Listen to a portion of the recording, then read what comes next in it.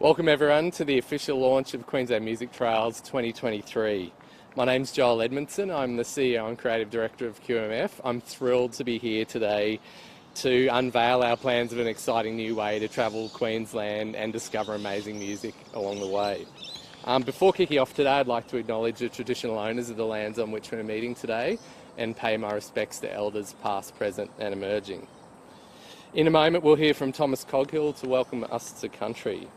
Afterwards we'll hear from the Minister of Tourism, Innovation and Sport, the Honourable Sterling Hinchliffe, followed by Minister for Arts, the Honourable Leanne Enoch, and then myself.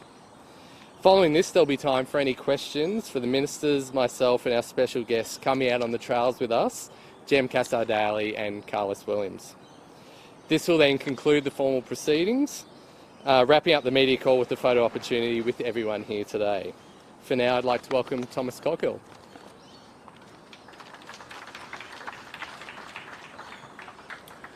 Yeta, hello and welcome. For those who don't know me, my name is Bundamba Ya. It's a Yagara language name that was given to me by the elders, and translated from Yagara to English it means battle axe belonging to Ya or Ja. I'm also known as Thomas of the Coghill family and Thomas of the Bonner family, and I'm a descendant of the Yagara language speaking nation. I'm a descendant of the Yagara language speaking nation through two separate family lineages that belong to clans of the Yagara people. On my father's side we can trace our ancestry back to Grandfather Maltugra, and Grandfather Maltugra was a recorded patriarch in the 1800s, and his stomping grounds, or where he was from, were the plains from Ipswich and west towards the Toowoomba Range and Warwick. Grandfather Maltugra was recorded to lead the battle that took place there at Mount Tabletop, and it was against the early convict settlers, and that battle was recorded to be fought with guns, spears and boulders being rolled down the mountain. One of Grandfather Maltugra's direct descendants is my great-grandfather, the late Senator Neville Bonner, who was the first Aboriginal Senator of Australia, and also he identified as a Jagera man, which is Western Yagara. When my dad speaks about Granddad, he says Granddad was born in the traditional fashion on a traditional birthing grounds, which is an island located on the Tweed River, and it was shared by Kumbameri, Yugambeh and essentially Bunjalung people. Dad also said that he was the lead rower when they went out to hunt turtle and dugong, practicing his ancient traditions while developing his leadership skills. On my mother's side, we can trace our ancestry back to Grandfather Mookin. Grandfather Mookin was also a patriarch recorded in the 1800s. Grandfather Mookin was born of this region, and when he became a man, he was initiated a Yagara man. Grandfather Mookin was also selected to be the message stick carrier of the Yagara people. Those who don't know what a message stick carrier is, they played a pivotal role between our relationships with our neighbouring language-speaking nations. Grandfather Mookin was recorded to speak at least 15 different Aboriginal languages. Because of his status in his community, the authorities at that time made Grandfather Mookin the first official mayor of Baramba, and Baramba is commonly known today as Cherbourg, and it's an Aboriginal community located northwest of Ipswich. That's what qualifies me to speak on country, is my blood lineages. What is a welcome to country? Prior to settlement, we had a number of festivals throughout this region. The two that spring to mind is the Mullet Festival, which is held on North Stradbroke Island in Jiribah, and it was the Undercull Festival. Another well-known festival, which is the Bunyanut Festival, it was hosted by the Cubby Cubby people, or Gubby Gubby people, and that region was in the Glasshouse Mountain region. These festivals were invitation only, and they would extend past Yagara country. In fact, you have to travel through Yagara country to attend these festivals. The message stick carrier from them festivals with the invitation would go out beyond Yagara country. Those who were invited beyond Yagara country would send forth their message stick carrier seeking permission to travel through Yagara country to attend these festivals. We would grant them with a welcome to country ceremony, which is laying down the law of the land. Yagara country, the country that I'm welcoming you to, it extends from the mouth of the Brisbane River. We know it as Mayawa. It has two central locations of gathering points. On the north banks of the river, where we're gathered today, is known as Meanjin. Meanjin means the spike of the spear. Our second location of gathering point is Kurilpa. Kurilpa means the place of the water rat, or water rat belonging to, and it essentially goes from the Kangaroo Point Cliffs down to Davies Park at West End, and we still gather there at least once a year to celebrate our annual NAIDOC festivities, and also to conduct serious sorry business, which is elders who have passed on in this region. You follow the Brisbane River, Mayawa, as it meanders through the suburbs west of Brisbane City. It'll enter into the Wivenhoe, and then from the Wivenhoe Dam or lake, the Bremer River will start, and it will meander as well making its way southwest into Ipswich, and then the plains from Ipswich out to the foothills of Toowoomba and Warwick. That's our western border. Our southern border is the Logan River, which begins at Bow Desert. It travels through parts of Logan, and Logan's traditional Aboriginal name is Birrambah. It means dwelling place of the south, recorded in the Yagara language. You follow the Logan River out to the bay, Moreton Bay, also known as Quandamooka, meaning Dolphin Storm. There's a Dreamtime story that's attached to that area that developed that landscape. That's our eastern border. Our northern border is the Caboolture River, Kabul meaning carpet snake and Cha meaning belonging to. We have the Turrbal Undambi connection, and these are northern clans that are recorded to speak the Yagara language. That is the full extent of Yagara country. Yagara would like to acknowledge our neighbouring language-speaking nations. To the north of the Caboolture River, is the Kabi Kabi or Gabi Gabi people. West towards the Toowoomba Range is the Waka Waka people. South of the Logan River is the Yugambeh people, and east to the bay, Quandamooka, is the Jandai or Jandawal people. Yagara would like to acknowledge our Torres Strait Islander community living here in Yagara, and also our South Sea Islander community here living on Yagara. All that being said, I'd like to welcome you on behalf of the Yagara language speaking nation through my two family lineages, the Mortons and the Bonners, and I'd like to welcome you in the old Yagara tongue, which is Yeri Gira, Nambale Ganare Bajara, Nanea Yagara Nuro. It means hello and welcome. I welcome you to Yagara country, and also the good Nuro, the good spirit. Welcome to Yagara country. Yera.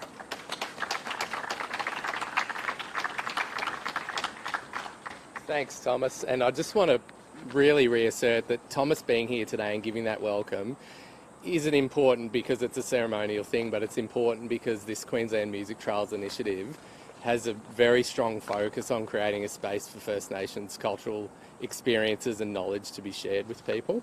I'd like to now welcome Minister Hinchliffe.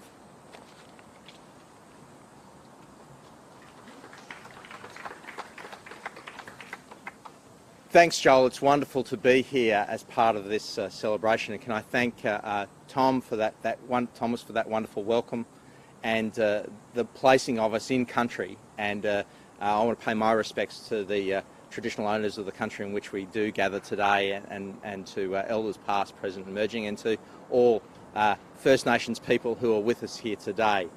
Can I further acknowledge and thank my colleague and friend Leanne Enoch as Minister for the Arts for the great partnership in supporting this wonderful initiative of the Queensland Music Trails. It's an outstanding partnership with Queensland Music Festival, and I want to acknowledge Joel and the whole of his team. Can I further acknowledge Carl and Jem, who are with us here today, but all of the artists who are going to be contributing to this outstanding experience, outstanding set of opportunities across the three trails. This is an initiative of the Palaszczuk government to make sure that we take the beauty and experience of the beautiful artists that we have here in Queensland, and we can provide a platform to share with Queenslanders and those from beyond who want to enjoy it in amazing places, and bring that opportunity to bring the arts and tourism together and extend it further beyond what might be the usual ports of call.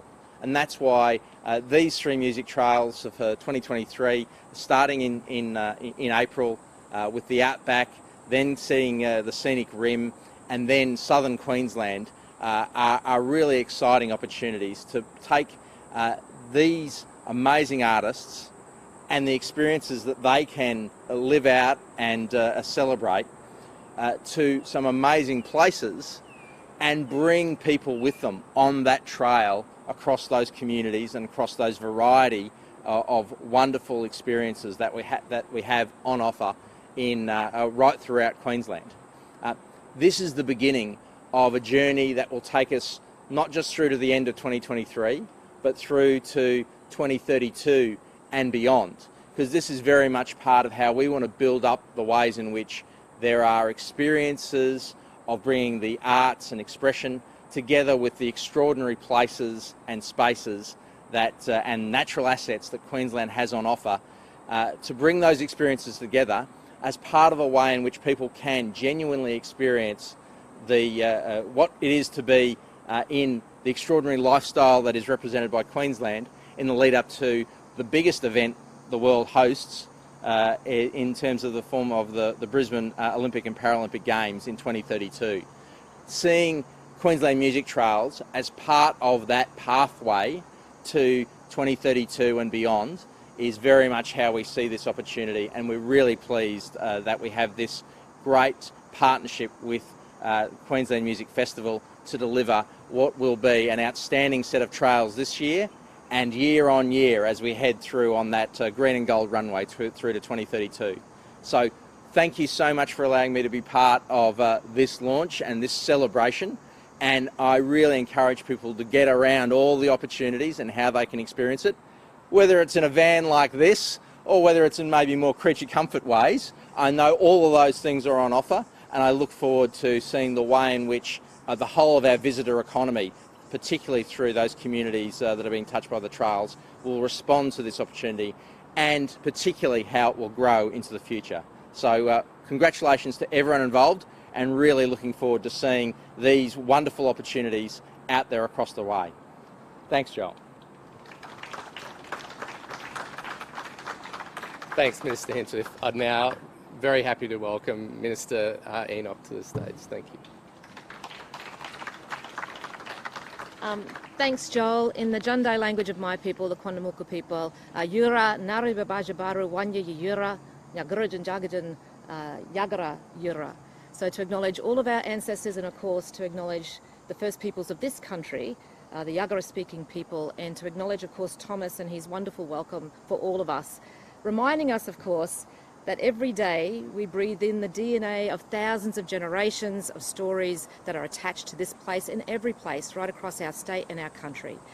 And that's really what we'll see with the music trails, is that connection to those thousands of generations of stories right across our state. I do want to, of course, acknowledge Minister Sterling Hinchliffe, and he's right in saying that this is a fantastic partnership between Arts Queensland and, of course, Tourism Queensland to really articulate the fact that as a state, our cultural identity is very, very unique.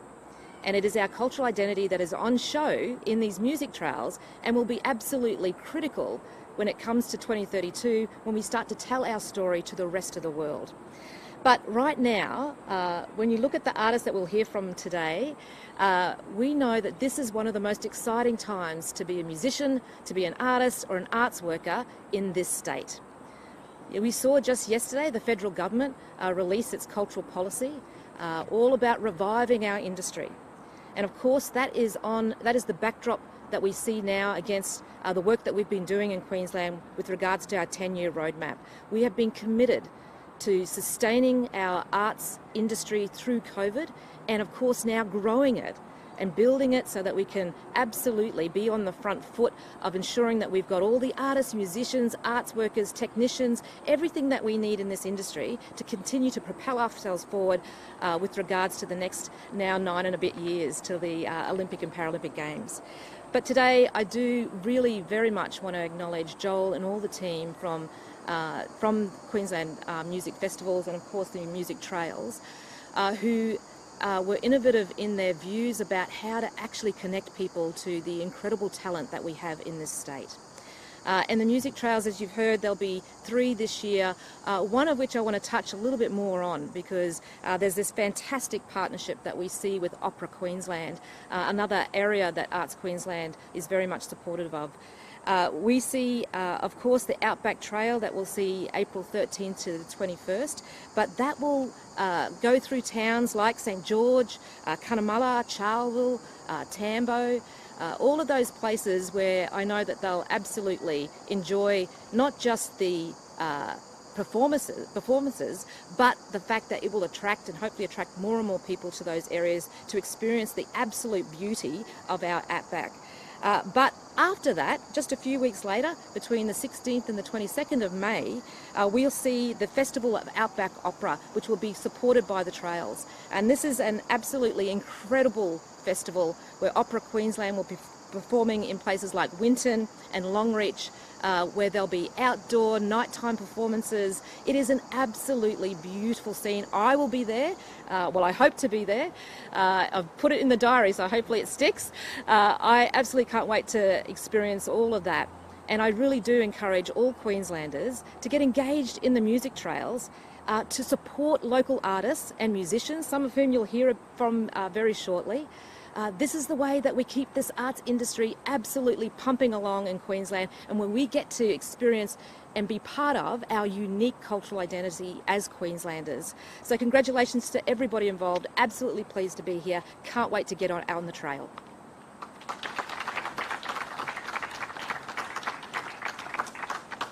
Thanks, Minister. I might just talk a little bit for a moment about what this actually means. So we've heard a little already about the future of working towards the Olympics and certainly supporting the arts in Queensland, but this issue of community and building community across the state is incredibly important as we go towards an Olympic Games, and a sense that the whole state feels a sense of ownership and agency as part of that experience. And to do that in a way that's never really been done in the world before. And a lot of that is about investing over the long term in creating iconic events in partnership with community that represent those places and can become iconic of place.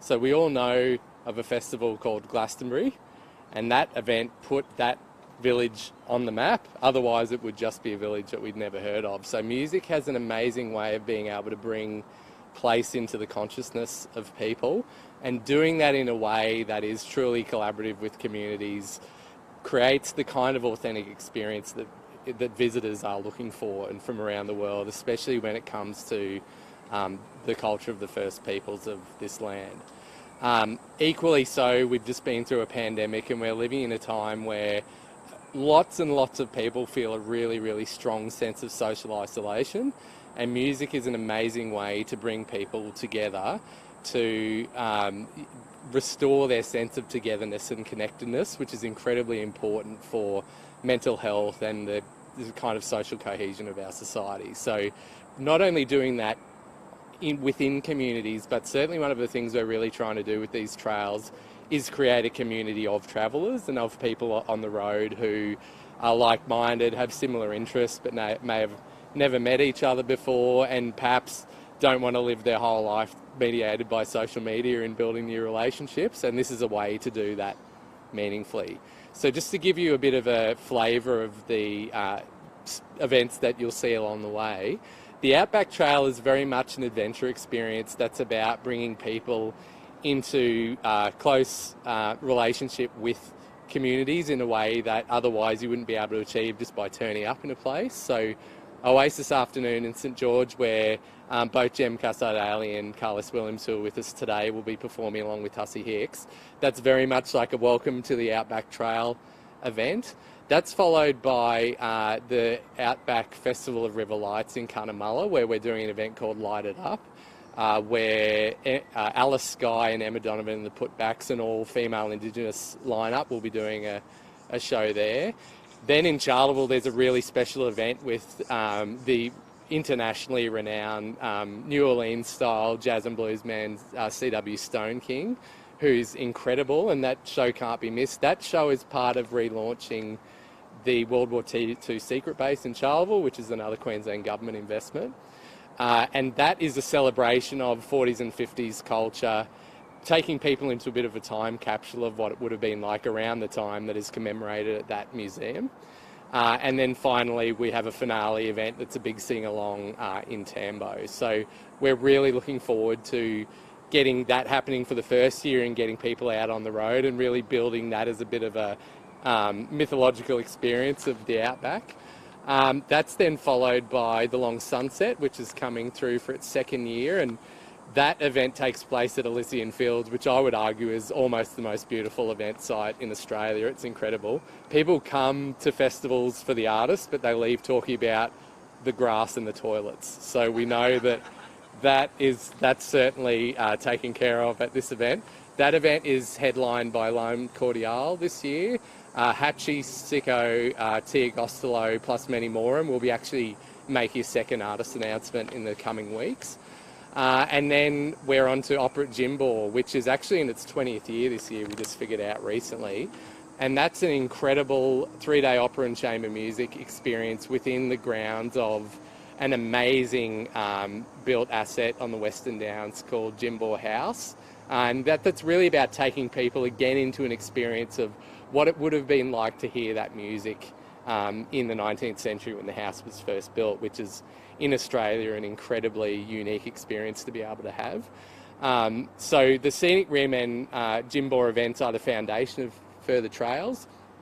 In May we will announce the second half of the program for our year. So what you're seeing today is just really a taste of what's going to be rolled out. And that will be rolled out by an incredibly capable group of people. So just before I finish, I want to acknowledge the QMF staff who do an incredible amount of work and create amazing set pieces like this, and the QMF board led by our chair Anne-Marie Willett, who gives so much of their time to make this the best it can be. So thank you everyone for coming today. We're now going to have a bit of question time, so those questions can be directed at myself or the ministers, or Carl and Jem are also here as artists too to talk about what they're looking forward to. Questions, anyone?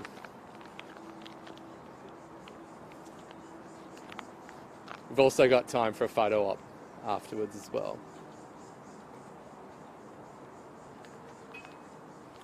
And we'll do this quickly.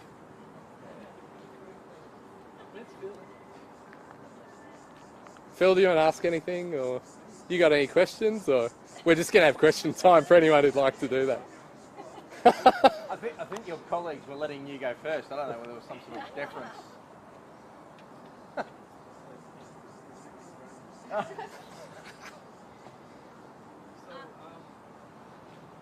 much interest is there already from people overseas or whatever to engage what level of interest there is with tourism? So the campaign is only going live today. So we're in a foundation stage at the moment of building this as a concept. Music tourism internationally is one of the fastest growing categories of tourism in the world. And certainly in regional places as well, because even in Australia, a lot of the most successful music events in the country are music tourism events like the Birdsville Big Red Bash, for example. So we're operating on the basis of principles that have been proven throughout the world. Glastonbury analogy is an interesting one. Have you been to Glastonbury? I have, yeah. I mean, it's obviously very different to the sort of event that we're creating here, but Well, there's always mud. there is. We're fairly mud-free. That's part of our policy. What you can do, I mean, obviously, Absolutely. Yeah, that's right. And look, in Australia, this is a hotly contested category. Like, state governments around the country are putting a lot of money into music tourism. during COVID, a lot more people walked on the road out to these places. That's exactly right. I think Australia's refamiliarised itself with a love of exploring itself. Is that my duty now? Yeah, thanks Phil, you did a great job. 10 out of 10.